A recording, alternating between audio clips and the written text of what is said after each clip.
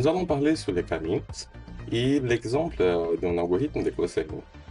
Le K-means est un algorithme de clustering utilisé pour grouper des points de données en groupes sur la base de leur similarité.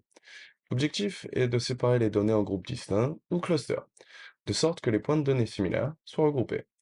Le résultat se présente littéralement sous la forme d'un pelage de girafe, formellement un diagramme de Voronoi.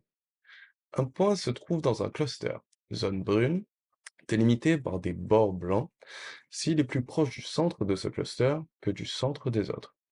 Pour ce faire, nous décidons d'abord du nombre de groupes que nous voulons.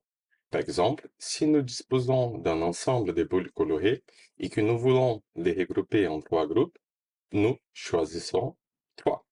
Ensuite, nous sélectionnons trois boules qui serviront de centres initiaux pour chaque groupe. Il s'agit en quelque sorte des graines autour desquelles les groupes seront formés.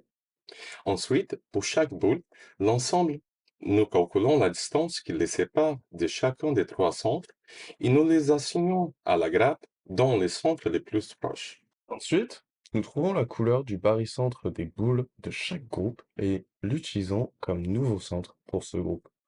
Nous répétons ensuite le processus d'affectation de chaque balle à la grappe dont le centre est le plus proche, sur la base des nouveaux centres que nous venons de trouver, et ainsi de suite jusqu'à ce que les centres cessent de changer. Au final, nous obtenons trois groupes de boules colorées, chacun ayant son propre centre. Les boules de chaque groupe sont semblables les unes aux autres et différentes des boules des autres groupes. Cela facilite l'analyse et la compréhension des données, car nous pouvons voir des modèles et des relations entre les groupes. À la fin, nous pouvons estimer si 3 était le bon choix en répétant l'algorithme avec 2 ou 4 groupes et vérifier si la mesure de performance telle que définie dans la vidéo précédente s'améliore de manière significative. Voilà, vous savez désormais faire du clustering.